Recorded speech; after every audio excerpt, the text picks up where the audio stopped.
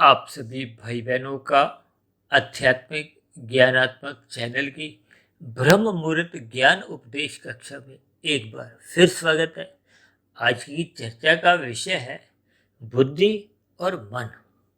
और बुद्धि के साथ ही हमने देखिए एक सफेद तीर के साथ अर्थ यानी कि धन, क्योंकि आपके हमारे जो चार पुरुषार्थ हैं धर्म अर्थ काम मोक्ष। आज हमने धर्म को भी कहीं नहीं लिया और मोक्ष को भी कहीं नहीं लिया। और जो आपके हमारे जीवन की जो एक सच्चाई है उस सच्चाई के अनुसार ही हम ये बुद्धि की स्थिति और मन की स्थिति जो वर्तमान युग में एक साधारण मनुष्य के जीवन में अपना शासन कर रही है। शासन शब्द मैं इसलिए कह रहा हूँ क्योंकि एक साधारण मनुष्य में यही स्थितियां देखने को मिलती हैं, क्योंकि हम अपनी बुद्धि का सही इस्तेमाल परमात्मा को जानने में नहीं करते, हम केवल धन कमाने में, क्योंकि धन कमाने में हम देखिए अपना सब कुछ लगा देते हैं। मेरी आप सभी भाई बहनों से विनती है कि रोज की तरह आज भी देखिए वीडियो के चित्र पर भी नजर बनाए रखें और मेरे शब्दों पर भी देखिए एक एक शब्द बहुत ही नपा तुला तोल के जैसे शास्त्रों में कहा जाता है। तो मेरी भी एक कोशिश होती है कि वीडियो में भी एक एक शब्द को उस तरीके से समझाया जाए ताकि उन शब्दों के सही अर्थ भी आपको समझ में आ जाए और उन अर्थों में ही छिपे हुए जो भावार्थ हैं, जो मैं कहना चाहता हूँ, जो मैं समझाना चाहता हूँ, ताकि आपके हमारे जीवन में सकारात्मक परिवर्तन आए। जिस स्थिति में मन लगना चाहिए वो उसी स्थिति में लगना चाहिए। जिस स्थिति में बुद्धि को लगना चाहिए उस स्थिति में ही हमने बुद्धि को लगाना है। लेकिन हमने जो आज वीडियो के चित्र में जो स्थितियां दिखाई हैं वो एक यथार्थ सच्चाई है। आपके हमारे जीवन की एक स्थितियां कुछ ऐसी ही बनी हुई है, क्योंकि जब हमने कहा है कि हम सारी की सारी अपनी बुद्धि केवल धन कमाने में, अर्थ कमाने में, यानी कि इसी कार्य की ओर लगाते हैं। ये कमाने का अभिप्राय क्या है? देखिए, कमाना अलग स्थिति है, भोगना अलग स्थिति है। हमने देखिए धन के साथ क्या शब्द लिखा है, कमाने में, जबकि नीचे जो हमने देखिए मन के साथ एक स्थिति क्या लिखी है, काम की। ये जो चार पुरुषार्थ में धर्म अर्थ काम मोक्ष, जिस पर अक्सर हमारी चर्चाएं होती हैं, और पिछले 2 ढाई 3 महीने से तो हमने ये मन और बुद्धि के ऊपर ही बहुत अलग अलग दृष्टिकोण से अलग अलग वीडियो प्रसारित किए हैं। जैसे जैसे परमात्मा के आशीर्वाद से, प्रेरणा से कुछ नई नई बातें मेरे मन में तरंगों की तरह उछलती हैं, तो फिर मैं उन स्थितियों द्वारा ही चित्र बनवाता हूँ और बने हुए चित्र को ही एक समझाते हुए वीडियो को एक हम गति देते हैं, ताकि जहाँ जहाँ हम सभी भाई बहनों के जीवन में देखिए गलती हो, कमजोरी हो, ताकि हम उस गलती में सुधार लाएं, उस कमजोरी को हम दूर करें। क्योंकि हम सभी भाई बहनों का स्थूल शरीर एक निश्चित आयु लेके आया है, निश्चित सांसें लेके आया है। और जब मनुष्य देखिए रजोगुण में ही अपना जीवन बिताने लगता है, क्योंकि ये जो मन की स्थितियां हैं काम के साथ, गंध रस रूप स्पर्श और शब्द, ये जो हमने भोगने शब्द को लिखा है, ये सभी स्थितियां हमने देखिए सफेद रंग से दर्शाई है। केवल बीच में जो एक सफेद तीर है, क्योंकि वो आपको में एक शिक्षा देता है, एक सच्चाई दिखाता है। जैसे कहते हैं ना, दर्पण कभी झूठ नहीं बोलता। तो ये जो हमारे चिन्ह भी हैं, ये जो सफेद रंग से, ये ज्ञान का प्रतीक है, ये प्रकाश का प्रतीक है। प्रकाश को हो, दर्पण को हो, ज्ञान को हो, शिक्षा को हो, उपदेश को, किन्हीं भी शब्दों में देखिए इन ज्ञानमय स्थितियों को आप अपने जीवन में समझ सकते हो। यानी कि मन जब काम में लगता है, ये एक सच्चाई बन चुकी है कि जब आपका हमारा मन केवल संसार के भोग्य विषयों में ही उलझा रहता है। उलझने का अभिप्राय क्या है कि मनुष्य की दिनचर्या इसी की ओर ही बढ़ने लगती है, इसी के आसपास ही मंडराती रहती है। एक साधारण मनुष्य की 5 भोग्य विषयों के प्रति एक लोलुपता देखी जाती है। ये जो समाज में जितनी भी बुराइयां आप देखते हो, इनके पीछे का कारण भी देखिए, बुराइयों का अभिप्राय तमोगुण से लिया जाता है। और ये जो भोग विषय जितने भी हैं, ये जो स्त्री पुरुष का जो आपसी आकर्षण भी है, शास्त्रों में तो उसको भी एक रजोगुण का ही कारण कहा गया। यानी कि रजोगुण के कारण ही आपके मेरे जितने भी संसार में लड़ाई झगड़े हैं, आज 2 देशों के बीच में जो पिछले 1 वर्ष से युद्ध भी चल रहे हैं, उसका कारण भी देखिए अप्रत्यक्ष रूप से ये रजोगुण ही है। अक्सर हम देखिए, ये जो 5 भोग्य विषय हैं, गंध, रस, रूप, स्पर्श और शब्द, इसको मैं देखिए एक साधारण शब्दों से 5 एसों के साथ जोड़ता हूँ: सुख, सुविधा, स्वाद, समान, सत्ता। अब देखिए, वहाँ जो 2 देशों का युद्ध हो रहा है, उसमें देखिए कहीं ना कहीं उन 5 शब्दों में एक शब्द आपको ढूंढने से मिल जाएगा। इन स्थितियों पर हम जैसे जैसे चिंतन करते हैं, देखिए चिंतन किए बिना तो बात हमें समझ ही नहीं आती। चिंतन का अभिप्राय देखिए एक बुद्धि की स्थिति से, क्योंकि मन तो सही गलत की पहचान रखता ही नहीं। देखिए मन का अभिप्राय क्या है? वो तो एक आपकी जो शरीर की जो ज्ञानेंद्रियां हैं और 5 कर्मेंद्रियां हैं। 5 ज्ञानेंद्रियों का अभिप्राय नाक, जिह्वा, आंख, त्वचा, कान से है। ये ज्ञानेंद्रियां भोग विषयों का सुख लेना चाहती। गंध का सुख हम किससे लेते हैं? नाक से। रस का हम सुख लेते हैं जिह्वा से। रूप का सुख लेते हैं आंख से। और इसी तरह स्पर्श का सुख हम त्वचा से लेते हैं। शब्द का सुख हम कान से लेते हैं। और इन्हीं 5 भोग्य विषयों की प्राप्ति के लिए आपको हमें देखिए कुछ पुरुषार्थ करना होता है, श्रम करना होता है, मेहनत करनी होती है, उद्यम करना होता है। ये सभी कर्मेंद्रियां करती हैं, जिसमें देखिए हाथ, पैर, वाणी, लिंग, गुदा कहा गया। ये जो हाथ, पैर, वाणी द्वारा ही आपका मेरा एक कर्माशय बनता है। देखिए हाथों द्वारा, पैरों द्वारा, वाणी द्वारा ही ये कानून की स्थितियों के जो हम कभी कभी जो कानून का हम जो उल्लंघन करते हैं, वो जब जब हम देखिए हाथ, पैर, वाणी द्वारा करते हैं, तो ही आपके हमारे ऊपर एक अपराध की एक FIR लिखी जाती है। यदि हम मन के स्तर पर हम जितना भी चाहे बुरा चिंतन करें, हम जितने भी कानूनों का उल्लंघन भी करते हो, तो आपके हमारे ऊपर किसी भी प्रकार की कोई FIR लिखी नहीं जाती, क्योंकि वो तो मन की स्थिति है। और कानून की पकड़ केवल आपके स्थूल शरीर के ऊपर है, जबकि माया की पकड़, परमात्मा की पकड़, ये जो प्रकृति के जो 3 गुण हैं, जिनका आप और हम देखिए प्रतिदिन ही संग करते हैं। कोई मनुष्य कहे कि मैं इन 3 गुणों का संग ही नहीं करता, क्योंकि हम भौतिक प्रकृति में जन्म ले चुके हैं और मनुष्य योनि को कर्म योनि कहा गया। देखिए इन सभी स्थितियों को आपको मैं ज्ञान पूर्वक समझना होगा।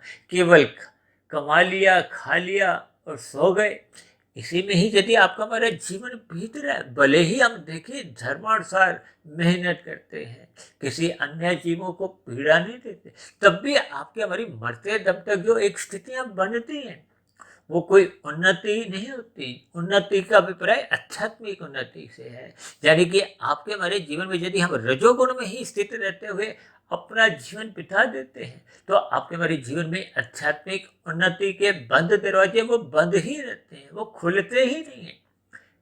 और भगवान श्री कृष्ण जी ने तो बार बार अर्जुन के माध्यम से आपको हमें उपदेश दिया है कि मिले हुए जीवन में आपको हमें परमात्मा से योग करना है। और हम योग किससे करते हैं? योग का अभिप्राय देखिए वैसे आत्मा और परमात्मा की सुमुखता से है। हालांकि ये योग वो जमा से भी जोड़ा जाता है। और आजकल तो देखिए ये जो अंतर्राष्ट्रीय योग दिवस मनाया जाता है 21 जून को, ये योग का एक आसनों से संबंध है, व्यायामों से संबंध है। और अक्सर आजकल तो हम देखिए शहरों में सुबह ब्रह्म मुहूर्त की स्थितियों में भी, यानी कि सुबह के समय अक्सर पार्कों में लोग व्यायाम करते हुए दिखाई देते हैं, जिनको योगा भी कहते हो। एक ये सभी स्थितियां देखिए स्थूल शरीर से संबंध रखती हैं। जब तक आपका मेरा कारण शरीर पवित्र नहीं होता, कारण शरीर देखिए ये एक अंदर की स्थिति है। जैसे स्थूल शरीर तो ऊपरी परत है जिसके ऊपर कानून भी लागू होता है और आपका मेरा कर्माशय भी बनता है। देखिए मन के स्तर पर यदि हम कुसंग भी करते हैं तो कर्माशय तो उसका भी नहीं बनता, लेकिन उसके स्तर मन के स्तर पर किया गया मनन, चाहे वो कुसंग है चाहे वो एक सत्संग की स्थिति है। दोनों ही स्थितियों में ये मन बुद्धि देखिए, ये कारण शरीर में अपनी कहीं रिपोर्ट दर्ज करते हैं, अपनी हाजिरी लगाते हैं। मन बुद्धि द्वारा किया गया चिंतन का प्रभाव कारण शरीर में बने हुए संस्कारों पे अपना प्रभाव डालता है। और कार्य शरीर की जैसी जैसी स्थितियां इन तीन गुणों के संग से बनती हैं, या मन बुद्धि के स्तर पर हम जैसे जैसे एक अपना स्वभाव बनाते हैं, संस्कार बनाते हैं, इन सभी स्थितियों में जो एक स्थिति कारण शरीर की बन जाती है, उसका प्रभाव फिर आत्मा पे पड़ता है। और आत्मा का और परमात्मा का ये एक जो संबंध है, ये एक योग की स्थिति है। यदि आपका हमारा कारण शरीर में सतोगुण 10% है, 70% आपका तमोगुण की स्थिति है, तो ये 70 और 10 कितने हुए? 80%। तो शेष कितना बचा? 20%। वो रजोगुण की स्थिति है। अब रजोगुण और तमोगुण ये दोनों ही देखिए लगभग मल के बराबर हैं। तमोगुण को तो हम मल कहते हैं, शास्त्रों में मल कहा गया है, और रजोगुण को एक विक्षेप की स्थिति कहा गया है। मल काले रंग से हम दर्शाते हैं, और ये जो रजोगुण की स्थितियां हैं, क्योंकि ये संसारी आकर्षणों से संबंध रखती है, इसलिए हम पिछले 2 वर्षों से देखिए लगभग इन सभी स्थितियों को, रजोगुण को, संसार को, 5 भोग्य विषयों को, ये एक रंगीन रंग से दर्शाते हैं। जैसे मेलों में रंगीनियां होती हैं ना, संसार में विषय भोगों की एक आकर्षण है। आप विज्ञापन की दुनिया में जाओ, फिल्मों में यदि आप कहीं अपनी स्थिति रखते हो, टीवी में मनोरंजन की स्थितियां कहो, खेल तमाशे, मौज मस्ती, ये सभी स्थितियां देखिए रजोगुण से संबंध रखती है। रजोगुण का अभिप्राय देखिए उन स्थितियों से भी है जिसमें धर्म का पालन तो होता रहता है। ये जो वर्तमान समय में हम जो रजोगुण देखते हैं, उसमें जब जब अधार्मिक स्थितियां बनने लगती हैं, तो फिर अधार्मिक स्थितियों का अभिप्राय तमोगुण की स्थितियों से। देखिए ये गुणों का खेल बहुत ही निराला है, बहुत ही सूक्ष्म है। मैं भी समझाते समझाते पिछले लगभग 4.5 वर्षों से इन पर हमने बहुत वीडियो बना दी हैं। लगभग जो आपकी हमारी जो आज तक की वीडियो ही देखिए 1735, 40, 50 के आसपास हो चुकी। यानी कि इन बनी हुई वीडियो में जो हम प्रतिदिन चर्चाएं करते हैं, देखिए सुबह हम ब्रह्म मुहूर्त में तो गंभीर विषय लेते हैं, तकनीकी बातों को लेते हैं, शास्त्रों की सैद्धांतिक बातों पर ही अपना प्रकाश रखते हैं। वो अलग बात है कि उदाहरण देते समय हम देखिए कुछ भौतिक विषयों को बीच में ले लेते हैं, ताकि बात आपको में सिद्धांतिक रूप से समझ में आ जाए।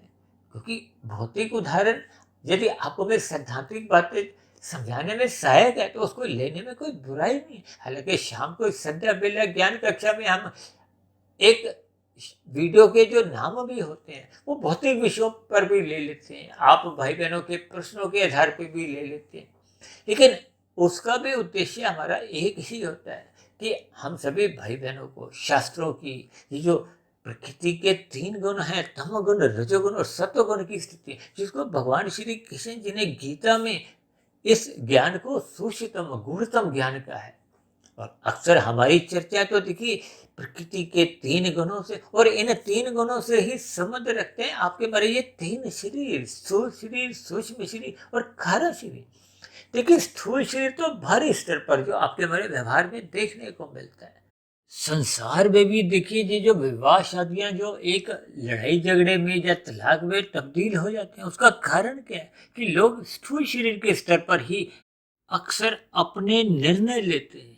देखिए मन बुद्धि जब तक किसी के विकसित नहीं है, विकसित का अभिप्राय देखिए सात्विक स्थितियों से है। जब तक सात्विक स्थितियां मनुष्य की मन बुद्धि के स्तर पर एक विकसित नहीं होती, तो फिर देखिए स्थूल शरीर के स्तर पर तो आप फिल्मों में भी विभिन्न प्रकार के एक अभिनय की स्थितियां देखते हो, तो ये स्थूल शरीर का कोई विशेष महत्व समझा नहीं जाता।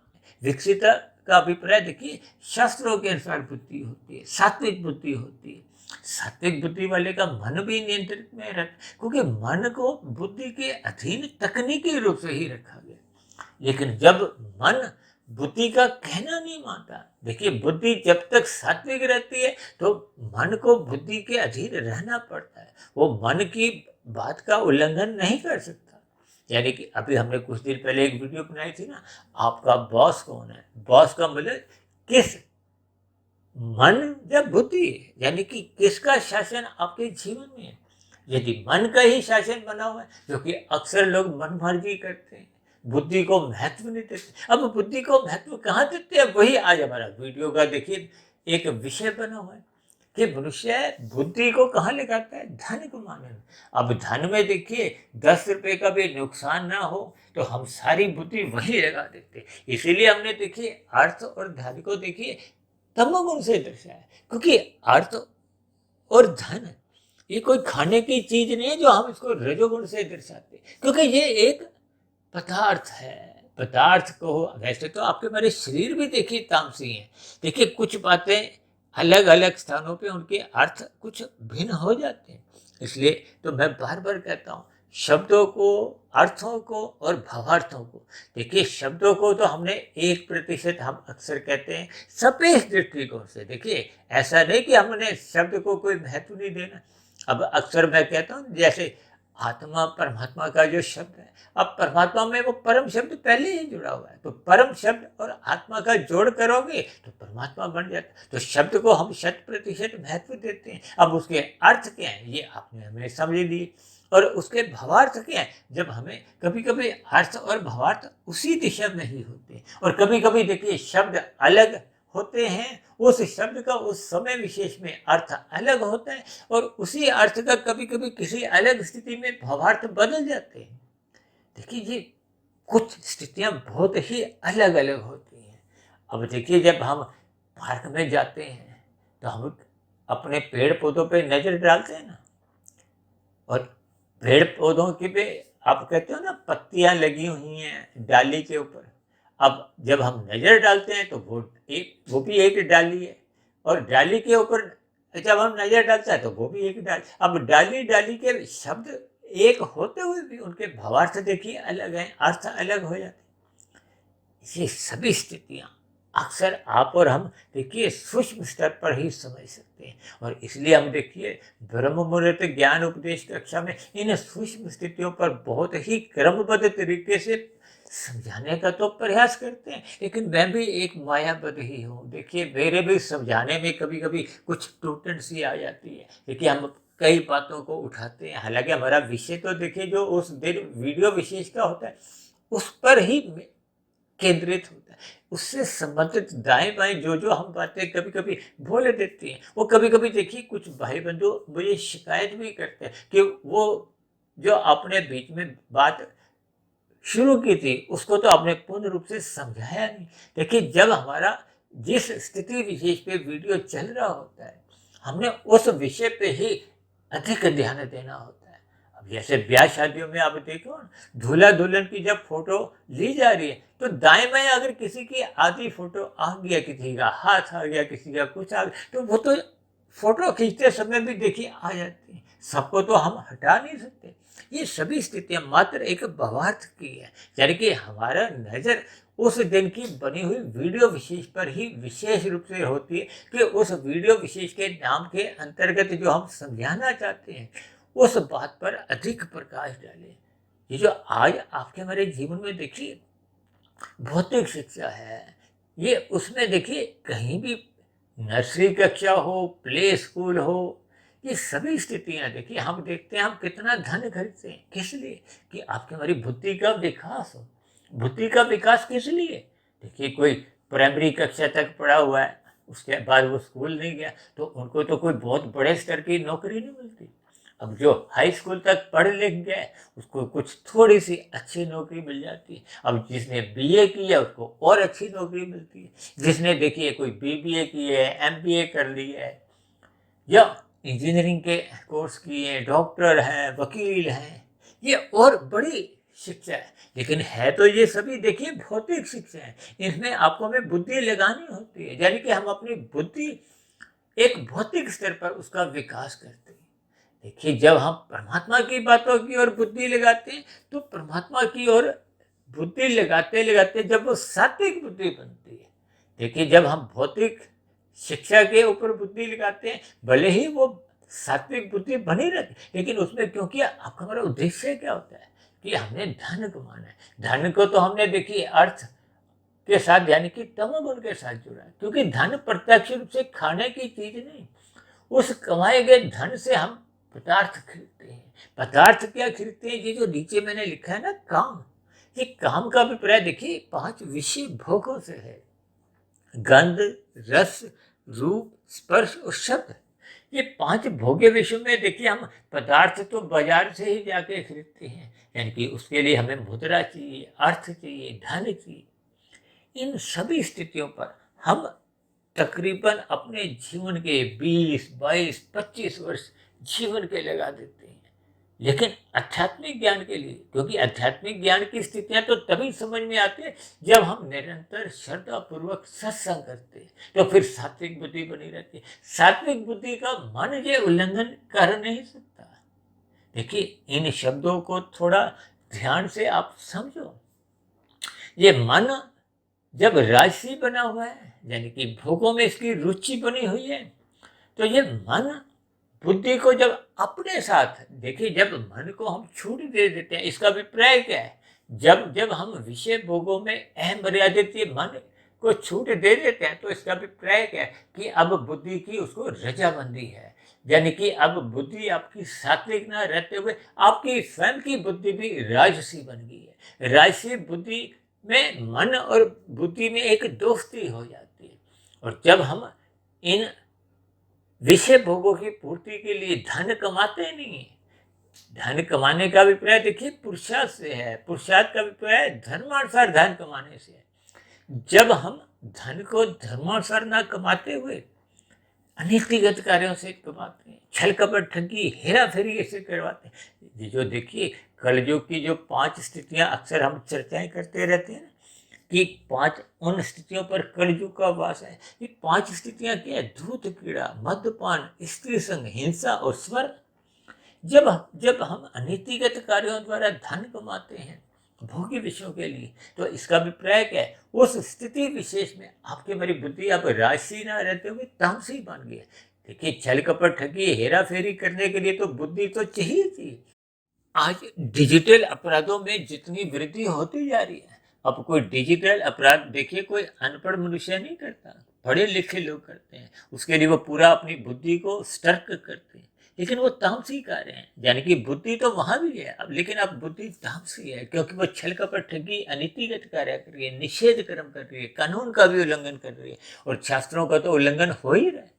ये सभी स्थितियों के बावजूद ये जो हम धन कमाते हैं, हेरा फेरी करते हैं, और अक्सर मैं तो बार बार कहता रहता हूँ, लाभ में तो आपका मेरा एक सात्विक स्थिति होती है, लोभ में भी कुछ राशि स्थिति बनी रहती है। लेकिन जब मनुष्य संग्रह की दौड़ में अपने आप को गिराने लगता है, अक्सर मैं एक उदाहरण आजकल देता हूँ ना, कि हमने खाने तो 100 रुपये हैं, घर में 1000 रुपये रखे हुए हैं, फिर भी मनुष्य देखिए अपनी दिन भर की भाग दौड़ में या जीवन की भाग दौड़ में लाख रुपया कमाने के लिए पाप कर्म करता है। तब ऐसी स्थितियों में आपके हमारी जो बुद्धि ने वो सही निर्णय लिया नहीं है, वो सात्विक बुद्धि हो ही नहीं सकती, वो तो राजसी या तामसिक बुद्धि है। यानी कि ये सभी स्थितियाँ आपको हमें समझनी होंगी। देखिए, कर्मफल सिद्धांत के अंतर्गत हम जो जो कर्म करते हैं, चाहे हमने देखिए खाने के लिए किया, चाहे जोड़ने के लिए किया, यानी कि लाभ का अभिप्राय क्या है? खाना है आपने, देखिए लाभ की आशा तो हमें पुरुषार्थ करते समय रखनी होती है, क्योंकि आपकी हमारी आवश्यकताओं की पूर्ति के लिए आपको हमें धन चाहिए। लेकिन इच्छाओं की पूर्ति के लिए जब हम भागदौड़ करते हैं, तो आपकी हमारी भोग इच्छाएं यदि धर्मानुसार है, उसके भी शास्त्रों में देखिए कहीं कोई विरोध नहीं है, आपको कोई दंड नहीं दिया जाता। संसार में भी यदि आप मेहनत करते हुए धन कमाते हो, दिन रात मेहनत करते हो, तो सरकार भी आपको रोकते नहीं कि आपने 6 घंटे से ज़्यादा मेहनत क्यों की, आपने 16 घंटे धन कमाने के लिए दिन रात क्यों भागे। या उनको तो देखिए कमाए गए धन पे अपना आय खर्च चाहिए। इन सभी स्थितियों में आपका मेरा देखिए जब 24 घंटे हैं, 24 घंटे में हमने 16 घंटे जब धन कमाने में लगा दिए, 8 घंटे सोने में लगा दिए, तो ये तो टोटल मिला के 24 घंटे हो गए। तो शेष तो परमात्मा को जानने के लिए तो कोई घंटा बचा ही नहीं, कोई आपका हमारा ध्यान लगा ही नहीं। तो फिर आपके हमारे आध्यात्मिक उन्नति के दरवाजे खुलने की तो दूर की स्थिति है, वो बन नहीं पाती। इसलिए तो हम बार बार कहते रहते हैं कि बुद्धि को परमात्मा में लगाओ। इसलिए तो भगवान श्री कृष्ण जी ने गीता में अर्जुन के रथ के जो घोड़े हैं, उनकी लगाम को अपने हाथ में रख के ये उपदेश दिया है कि आपको हमें श्रद्धापूर्वक सत्संग करना है। देखिए, श्रद्धापूर्वक सत्संग करने से ही आपका हमारा एक मनन की स्थितियां होती हैं, परमात्मा के प्रति आपके एक प्रीति के रुझान होने लगते हैं, गुरु की आज्ञा में आपका हमारा जीवन अनुशासित रहता है, शास्त्रों का हम आदर भाव से अपने जीवन में उतारते हैं, यानी कि आपकी हमारी दिनचर्या व्यवस्थित रहती है, रात को हम जल्दी सोने लगते हैं, ब्रह्म मुहूर्त में उठने लगते हैं, शास्त्रों का अध्ययन करने से फिर आपके मेरे ये जो 5 ऐसे मैंने अभी कहे थे ना, सुख सुविधा स्वाद सम्मान सत्ता, फिर इन 5 ऐसों के प्रति आपका हमारी कोई रुचि नहीं होती, कोई लगाव नहीं होता, इनको भोगने की कोई इच्छा नहीं होती। फिर इच्छा किस में होती है? सेवा, सत्संग, स्वाध्याय में। ये भी 3 ऐसा है, यानी कि जब हम 5 ऐसों का लोभ को भोग छोड़ने लगते हैं, देखिए जीवन की अवस्थाओं की पूर्ति करना कोई गलत नहीं है, वो तो देखिए हम एक जो मायातीत महापुरुष भी होते हैं, वो भी अपने जीवन में जब साधना करते हैं तो भोजन तो उनको भी चाहिए, तन ढकने के लिए वस्त्र उनको भी चाहिए, रहने के लिए कुटिया कुछ मकान उनको भी चाहिए। लेकिन जब आपकी हमारी भोग इच्छाएं बढ़ने लगती हैं तो वो स्थितियां फिर आपको हमें जुड़ाती हैं। जुड़ाने का अभिप्राय देखिए, अधिक धन कमाने से है। जब रजोगुण बढ़ता है तो फिर तमोगुण भी बढ़ने की संभावनाएं रहती हैं, और घटता कौन है? सतोगुण। सतोगुण घटने का अभिप्राय आपकी हमारी फिर सात्विक बुद्धि रह नहीं पाती। जब तक सात्विक बुद्धि नहीं रहती तो विवेक शक्ति जगने का तो फिर प्रश्न ही नहीं होता, और विवेक शक्ति जगे बिना शास्त्रों का अध्ययन संभव नहीं है। शास्त्रों का अध्ययन समझने का मतलब ये है कि फिर शास्त्र आपको हमें कहना क्या चाहते हैं, आपके हमारे जीवन में क्या क्या स्थितियां वो लाना चाहते हैं, फिर वो सकारात्मक परिवर्तन आ नहीं पाता। देखिए, एक बार हमने वीडियो बनाई थी गीता के ऊपर, पढ़ी है समझी है। पढ़ी का मतलब केवल हमने लाल कपड़े में लपेट के मंदिर में रख दी, अब पढ़ी नहीं हमने, वो मात्र 1% की सफलता आप कह सकते हो कि आपका मन में एक गीता के प्रति एक आदर भाव है। और कुछ मनुष्य देखिए, पहला अध्याय दूसरा अध्याय पढ़ते हैं लेकिन ध्यान इधर उधर होता है, उसको समझने की इच्छा नहीं होती, एक कर्म कांड रूप में। देखिए, इन बातों को आपने अन्यथा भी नहीं लेना, अन्यथा बात आपको भी समझ नहीं आएगी। यानी कि दूसरी सफलता क्या है कि हमने पढ़ना शुरू कर दी, लेकिन आपको अभी गीता में भगवान श्री कृष्ण जी आपको में संदेश क्या देना चाहते हैं, उपदेश क्या देना चाहते हैं, क्या शिक्षा देना चाहते हैं कि आपके हमारे जीवन में क्या क्या परिवर्तन आने चाहिए। भगवान श्री कृष्ण जी बार बार कहते हैं इन 3 गुणों के ज्ञान को समझो, और हम तो प्रतिदिन ही इन 3 गुणों के ज्ञान पे चर्चाएं करते हैं, क्योंकि तमोगुण, रजोगुण और सतोगुण ये तीनों गुण एक समान कल युग में भी एक ही क्रम में आते हैं, द्वापर युग में, त्रेता युग या सतयुग हो, इनके आने का क्रम नहीं बदलता। सूर्य के ढलते ही तमोगुण का आरंभ होता है, 8 घंटे तमोगुण की स्थितियां होती हैं, उसके बाद देखिए 8 घंटे सतोगुण की स्थितियां होती हैं, और सूर्य निकलने से पूर्व के जो 2 घंटे 40 मिनट की स्थिति है, देखिए 8 घंटे को जब आप 3 से भाग दोगे तो 2 घंटे 40 मिनट की स्थितियां आती हैं, वो सतोगुण की होती हैं। 2 घंटे 40 मिनट जो सूर्य निकलने से पूर्व की है, वो ब्रह्म मुहूर्त की स्थिति है। वो ब्रह्म मुहूर्त उसको इसलिए कहा जाता है कि वो सापेक्ष दृष्टिकोण से वो सतोगुण की एक शुद्धतम स्थिति है, क्योंकि वो गुजरे हुए तमोगुण से भी प्रभावित नहीं होता और आने वाले रजोगुण से भी अभी वो प्रभावित नहीं होता। देखिए, रजोगुण का अभिप्राय संसार की क्रियाओं से लिया जाता है, हम जितनी भी क्रियाएं भागदौड़ करते हैं वो रजोगुण की है। और तमोगुण का अभिप्राय देखिए पदार्थों से भी लिया जाता है, नींद से भी लिया जाता है, ये जो हम अनैतिक कार्य करते हैं उससे भी लिया जाता है। देखिए, शब्दों के अर्थ बार बार बदलते रहते हैं, इनको आपको हमें ज्ञान पूर्वक समझना होता है। अब दिन में जो रजोगुण के 8 घंटे होते हैं, जब हम रजोगुण के 8 घंटे के 16 घंटे बना लेते हैं, अभी कुछ दिन पहले हमने देखिए सैद्धांतिक और व्यवहारिक स्थितियों पर चर्चा इन गुणों के ऊपर भी की थी। ये देखिए 8-8 घंटे के गुण तो हैं, लेकिन आपके ऊपर है। यदि हम जैसे एक हमने वीडियो बनाई थी ना, ब्रह्म मुहूर्त 2 घंटे 40 मिनट का, ब्रह्म मुहूर्त 8 घंटे का, और ब्रह्म मुहूर्त 24 घंटे का। अब देखिए यहाँ पे स्थितियां बदल जाती हैं। जो मायातीत महापुरुष हो जाते हैं उनके जीवन में देखिए 24 घंटे ब्रह्म की स्थितियां बनी रहती हैं, वो परमात्मा में ही स्मृति बने रहते हैं, वो परमात्मा जैसे ही बन जाते हैं। और जिनके जीवन में अभी 8 घंटे की स्थितियां ब्रह्म मुहूर्त की बन गई हैं, उनकी साधना आरंभ हो गई है। और जो मनुष्य 2 घंटे 40 मिनट की स्थितियों में ब्रह्म मुहूर्त में अपने आप को उठते हैं, वो जिज्ञासु भक्त आप कह सकते हो। और जो मनुष्य उस स्थिति विशेष में सोया रहता है, दिन में ही जागता है, देखिए ऐसे कितने मनुष्य हैं जो सुबह ब्रह्म मुहूर्त में सोए रहते हैं। ऐसे कितने ही मनुष्य हैं जो सूर्य निकलने के बाद भी देखिए सोए रहते हैं। सूर्य निकलने के बाद अपने खिड़की दरवाजे बंद कर देते हैं, पर्दा आगे कर देते हैं, ताकि वो जो सूर्य का प्रकाश उनकी नींद में बाधा उत्पन्न नहीं करे। देखिए ये सभी स्थितियां आपको हमें अपने अपने घरों में भी देखने को मिल जाएगी। इन सभी स्थितियों को देखिए शास्त्रों में एक एक शब्द बहुत ही नपातुला क्रमबद्ध तरीके से समझाया गया है। शास्त्र आपके हमारे एक मार्गदर्शन करते हैं। जैसे हम गाड़ी चलाते समय जीपीएस ऑन कर देते हैं ना, इस पर भी हमने एक बार बहुत बड़ी वीडियो बनाई थी। देखिए ये सभी स्थितियां जब तक हम क्रमबद्ध तरीके से अपने जीवन में समझते नहीं है, क्योंकि ये जो आज मैंने वीडियो का नाम रखा हुआ है बुद्धि और मन की स्थितियां, देखिए कमाने में हम सारी बुद्धि लगाते हैं, जबकि कमाने में आपको हमें बुद्धि लगानी है, इसका मेरा कोई विरोध नहीं, लेकिन उतनी ही बुद्धि लगानी है कि आपके हमारे जीवन में लाभ की स्थितियां हो, आपके हमारा घर परिवार चल सके।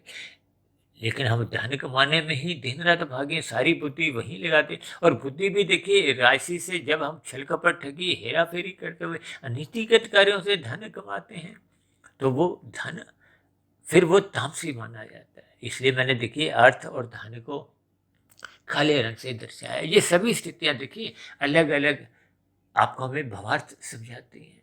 इन सभी स्थितियों पर आपको हमें थोड़ा अपना ध्यान केंद्रित करना होगा, अन्यथा ये देखिए वीडियो की जो सूक्ष्म रहस्य है वो मनुष्य को समझ नहीं आती। ये जो मैंने नीचे लिखे हैं ना, भोगने की जो स्थितियाँ, 5 भोग्य विषय, यानी कि मन इन भोग्य विषयों की ओर आवारागर्दी करता है। और यही आवारागर्दी अहमर्यादित स्थितियाँ भगवान ने मना की है, ताकि हम इन स्थितियों में घिरे नहीं। इन स्थितियों में गिरने से तो फिर मनुष्य देखिए छल कपट ठगी अनीतिगत कार्य करता हुआ अपना पाप कर्मों का कर्माशय बढ़ाता है, जिसके फलस्वरूप आपके हमारा संचित कर्मों का कर्माशय बिगड़ जाता है। और मरते समय यदि संचित कर्मों में पाप कर्मों की अधिकता होगी है, पुण्य कर्मों की न्यूनता बन गई है, तो फिर पुनः मनुष्य जोनि न पाकर फिर नीचे की जो 80 लाख प्रकार की जोनियां, वो क्रमशः फिर प्रकृति आपको हमें उन जोनियों में पाप कर्मों के कर्माशय के अनुसार क्रमशः जन्म लेने को फिर बाध्य कर देती। इन सभी स्थितियों पर आपको हमें चिंतन करना होगा, ताकि आपके हमारे जीवन में ये जो मन है, ये मन बुद्धि के अंतर्गत रहे। जैसा कि भगवान श्री कृष्ण जी ने अर्जुन के रथ के जो घोड़ों की लगाम अपने हाथ में रखी है, यानी कि हमें परमात्मा की शरणागति में अपना जीवन बिताना चाहिए, गुरु की आज्ञा में अपने जीवन को अनुशासन में रखना चाहिए, अपनी दिनचर्या शास्त्रों के अनुसार व्यवस्थित रखनी होगी। जब तक ये स्थितियां आपके हमारे जीवन में कर्मबद्ध तरीके से बनती नहीं है, तो फिर तब तक आपके हमारे जीवन में आध्यात्मिक उन्नति आरंभ ही नहीं होती। इन सभी स्थितियों पर आपको हमें चिंतन करना होगा, यानी कि मन को बुद्धि के अधीन ही रखना होगा। और बुद्धि निरंतर श्रद्धापूर्वक सत्संग करने से सात्विक बनती है, और सात्विक बुद्धि में विवेक शक्ति जगने लगती है, और विवेक शक्ति जगने से ही परमात्मा से आपके मरी एक प्रीतिगत एक भाव उमड़ते हैं, परमात्मा से प्रीति होने लगती है। फिर संसार से आपका हमारा क्रमबद्ध तरीके से ज्ञान पूर्वक वैराग्य होने लगते हैं। यानी कि कुल मिलाकर जब आपका हमारा कारण शरीर में कर्म योग, ज्ञान योग, भक्ति योग की स्थितियां बनने लगती हैं, तो फिर जो पहले के बुरे संस्कार बने होते, क्योंकि संस्कार देखिए अच्छे बने बुरे बने, अच्छे का अभिप्राय देखिए सत्वगुण से लिया जाता है, सात्विक संस्कारों से लिया जाता है, और बुरे का अभिप्राय देखिए सपेश दृष्टिकोण से तमोगुण को, क्योंकि बल कहा गया है, और रजोगुण को विक्षेप कहा गया है। तो इस दृष्टिकोण से देखिए ये राशि और तामसी, इन संस्कारों को लगभग हम बुरा ही कह सकते हैं, क्योंकि बुरा का अभिप्राय देखिए तामसिक स्थितियों से विशेष रूप से लिया जाता है। लेकिन जब रजोगुण ही अमर्यादित हो जाता है, तो फिर वो तमोगुण के साथ ही घुल मिल के वो एक बुरा संस्कार के रूप ही धारण कर लेंगे। इन सभी स्थितियों को तकनीकी रूप से, सैद्धांतिक रूप से आपको हमें समझना होगा, ताकि आपके हमारे जीवन में ये कारण शरीर शुद्ध होता जाए, अक्सर मैं कहता हूँ ना कि देखिए, संस्कार शुभ बनाने के लिए ये जीवन भी छोटा पड़ जाता है और बुरे संस्कार मिटाने के लिए भी ये जीवन छोटा पड़ जाता है। देखिए, ये मैं शब्दों में तो 2 4 5 मिनट में बातें बहुत लंबी लंबी आपको समझा देता हूँ, लेकिन ये सभी स्थितियाँ जब हम व्यवहार में अपने जीवन में उतारने लगते हैं, क्योंकि स्थूल शरीर की सफलता देखिए श्रद्धापूर्वक सत्संग करने से होती है, और वो भी मात्र 1% की सफलता है। अब जो राशि मनुष्य बेमन से सत्संग करते हैं तो उनकी सफलता तो देखिए 1% की भी नहीं, और ऐसे मनुष्य जो सत्संग करते ही नहीं, वो सत्संग के नाम से ही अलग हो जाते हैं। इन पर सब पे हमने देखिए अलग अलग वीडियो तो बहुत बना रखी है, लेकिन जब जब हम कुछ बीच में इन बातों को उठाते हैं तो इनके भावार्थ आपको में समझ नहीं होते। यानी कि अपनी स्थिति को आपने हमने स्वयं ही सुधारना है। देखिए, परमात्मा की कृपा सब पे ही बनी रहती है। कोई जैसे कोई पापात्मा भी हो, चाहे कितना बड़ा पापी भी हो, हम सबको सुधरने के अवसर मनुष्य योनि में ही मिलते हैं। मनुष्य योनि में ही संस्कार बनते भी हैं और बिगड़ते भी हैं, जबकि कर्मशय केवल मनुष्य योनि में बनता है और भोगा भी जाता है, और नीचे की योनि में पाप कर्मों का नाश होता है, नया कोई कर्मशय नहीं बनता, और ऊपर की योनियों में पुण्य कर्मों का नाश होता है, कोई नया कर्मशय उनका भी नहीं बनता। नीचे की योनियों में प्रकृति की प्रेरणा द्वारा उनके क्रियाएं होती हैं, और ऊपर की योनियों में देवी देवताओं द्वारा भी जो भी क्रियाएं होती हुई आपको हमें महसूस होती है। देखिए, ऊपर की योनियों का आपका मेरा कोई प्रत्यक्ष अनुभव नहीं होता, लेकिन नीचे की योनियों को तो आपका मेरा प्रत्यक्ष अनुभव इसलिए करवाया गया ताकि हम नीचे की योनियों में जाने से बचें। ऐसे नीचे की योनियों के कितने ही ऐसे जीव हैं जिनके विषय नाम सुनकर भी भयभीत हो उठता है, लेकिन उन स्थितियों में जाने के लिए मनुष्य उन पाप कर्मों से डरता नहीं है। आज समाज में देखिए ऐसे कितने मनुष्य हैं जो आतंकवादी बन गए हैं, दंगा फसाद करते हैं। अब ऐसे मनुष्यों के देखिए पाप कर्मों का कर्माशय आप सोच भी नहीं सकते कितना भयानक बनता है। ऐसे मनुष्यों की फिर देखिए लाखों करोड़ों नीचे की योनियों में फिर भटकना पड़ता है। एक साधारण मनुष्य देखिए ऐसा भ्रम भी पाल लेता है कि मनुष्य मरने के बाद मनुष्य योनि में ही आता है, भले ही कर्मों के आधार पे आपको में सुख दुख मिलते हैं। देखिए, सुख दुख तो कर्मों के आधार पे ही मिलते हैं, लेकिन मनुष्य योनि तो तभी मिलती है जब मनुष्य योनि में मरते समय पुण्य कर्मों की कम से कम 50-51% होने चाहिए, और यदि ये उतने नहीं है, 20% है, 80% पाप कर्म है, तो फिर नीचे की देखिए कीड़े मकोड़े कीट पतंगे योनियों में भी जाना पड़ सकता है, वृक्ष वनस्पति योनियों में भी जाना पड़ सकता है, क्योंकि नीचे की वनस्पति योनियां 20 लाख तरह की है, 9 लाख तरह के देखिए जलीय जीव जंतु बताएगी, समुद्र में रहने वाले 11 लाख तरह के कीड़े मकोड़े कीट पतंगे हैं, 10 लाख तरह के पक्षी हैं, 30 लाख तरह के पशु हैं। उसके बाद आपका हमारा नंबर आता है मनुष्य योनि का। देखिए, ये सभी स्थितियाँ आपको हमें जब मनुष्य योनि मिली हुई है तो आपको हमें अपने मिले हुए जीवन का लाभ उठाना होगा। जैसे हम परीक्षा में देखिए 5 मिनट के लिए भी पानी उठकर नहीं पीने जाते, हम उस 5 मिनट का भी लाभ उठाते हैं कि हम सही सही उत्तर लिखें, अधिक अंक आए, हम 100% पास हों। इसलिए हम सभी भाई बहनों को भी अपने मिले हुए जीवन को साधना में लगाना है, योग में लगाना है, जिसमें कर्म योग एक आरंभिक स्थिति है, यानी कि निष्काम भाव से कर्म होने को ही कर्म योग कहा गया। और जब तक हम देखिए परोपकार के कार्य करते हैं, सकाम भाव से फल पाने की इच्छा, तो फल तो देखिए माया के हैं, प्रकृति के हैं, भले ही ये गंध रस रूप स्पर्श शब्द ये एक पदार्थ सुख के हैं। हालांकि देखिए सुखों को भोगने में कोई बुराई नहीं है, लेकिन ये आपके हमारी एक प्रमाद की स्थितियां उत्पन्न करती हैं। प्रमाद में फिर देखिए ये सत्संग की बातें सुनने में भी रुचि नहीं होती। अब जिन लोगों के पास देखिए अधिक धन आ जाता है, सुख सुविधा के साधन बढ़ने लगते हैं, मान सम्मान प्रतिष्ठा उनकी बढ़ने लगती है, सत्ता उनके आगे पीछे घूमती है, तो ये सभी स्थितियां फिर उसको भोगने में ही लिप्त करवाते हैं। इसलिए तो हमने देखिए इन 5 भोग्य विषयों के साथ क्या लिखा है, भोगने में, जबकि ऊपर धन के साथ हमने क्या लिखा है, कमाने में। कमाने में हमने देखिए सफेद रंग का इस्तेमाल किया, क्योंकि पुरुषार्थ करने में देखिए कोई बुराई नहीं है, लेकिन ये सभी स्थितियाँ देखिए रंग भी अपने आप में कुछ संदेश देते हैं। और ये जो नीचे हमने भोगने में लिखा है ये तो राजसी स्थिति है। भले ही देखिए भोगने में भी आपकी हमारी इंद्रियां सदा एक स्वस्थ नहीं रहती। अब प्रौढ़ावस्था के बाद वृद्धावस्था आती है। अब वृद्धावस्था में भले ही आपका हमारा धर्मानुसार कमाया गया धन भी पड़ा हो, लेकिन हम भोगने में समर्थ नहीं होते। और जब मनुष्य ने अनीतिगत कार्यों द्वारा यदि कमाया हुआ धन है, तब ऐसी स्थितियों में तो देखिए वो अनीतिगत कार्यों द्वारा किया गया जो पाप कर्मों का कर्माशय है, उसका तो हमें दुख रूपी परिणाम अभी भुगतने होंगे। लेकिन हम उन किए गए पाप कर्मों से हमने जो सुख इकट्ठे किए थे, उनको तो हम भोगने में भी समर्थ नहीं। अक्सर आप देखोगे ना, अस्पताल में कुछ ऐसी स्थितियां भी होती हैं कि मनुष्य को खाने के लिए भी नली लगी हुई है, मल मूत्र त्यागने के लिए भी नली लगी हुई है। देखिए इन सभी स्थितियों में मेरी उन व्यक्तियों से पूरी सहानुभूति है, लेकिन कर्मों की स्थितियां समझाते समय हमें कभी कभी कुछ उदाहरण देने एक अनिवार्य हो जाते हैं। इन सभी स्थितियों को आंखों में ये सारा का सारा खेल देखिए मन और बुद्धि का ही है। गीता में भी भगवान श्री कृष्ण जी ने ये मन और बुद्धि की ही स्थितियां बार बार समझाई हैं। इसलिए मेरी आप सभी भाई बहनों से विनती है, ये जो मन आपका हमारा ये जो रंगीन बना हुआ है, इसको भी हमने सफ़ेद ही करना है। यानी कि बुद्धि हमने श्रद्धापूर्वक सत्संग में लगानी है।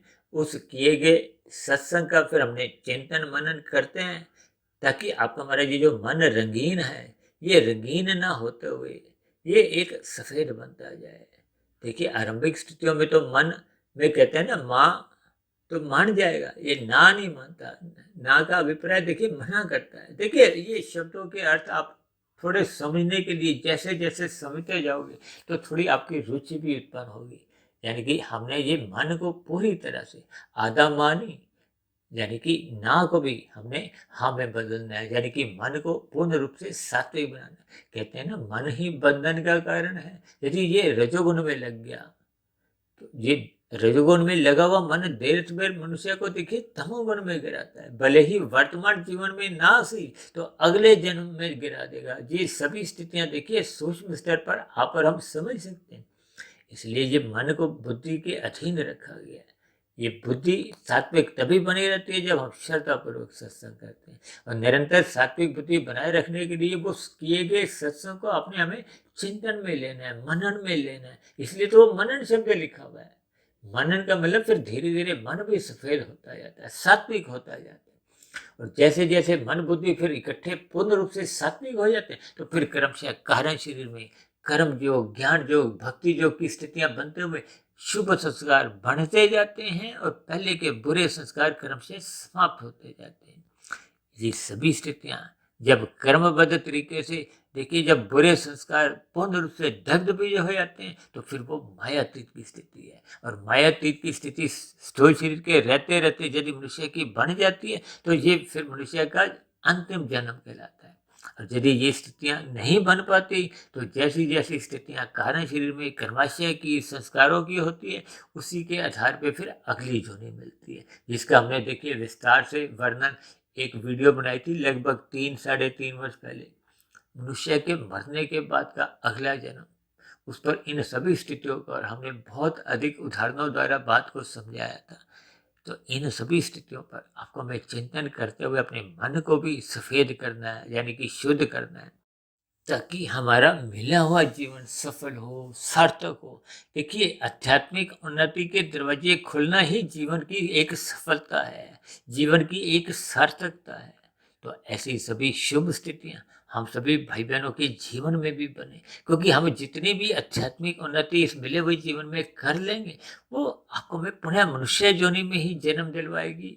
और फिर की गई आध्यात्मिक उन्नति नष्ट नहीं होती। उस स्थिति विशेष से फिर हम आगे आध्यात्मिक उन्नति करते करते किसी मनुष्य योनि जन्म में हम पूर्ण स्थिति में पहुंचे जाते हैं। और फिर वो जन्म मरण का बंधन ही फिर समाप्त हो जाता है। फिर मनुष्य को भौतिक शरीर की प्राप्ति ना होकर आध्यात्मिक शरीर की प्राप्ति को हो, मोक्ष की स्थिति को हो, आनंद की स्थिति, एक लंबे समय के लिए परमात्मा के सानिध्य में हम आनंदमय जीवन बिताते हैं। तो ऐसी सभी शुभ स्थितियां क्रमशः आपके हमारे जीवन में भी बनना आरंभ हो। इन्हीं शुभ कामनाओं के साथ अब चर्चा विशेष को यहीं विश्राम देते हैं। शाम को फिर मिलते हैं। संध्या बेला ज्ञान कक्षा में। तब तक आप अपने आध्यात्मिक मित्र सुधीर भाटिया फकीर को इजाजत दें।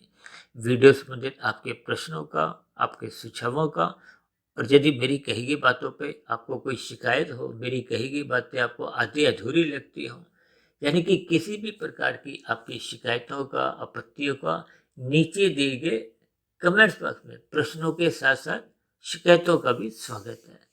वीडियो विशेष को ध्यानपूर्वक सुनने के लिए आप सभी भाई बहनों का बहुत बहुत धन्यवाद।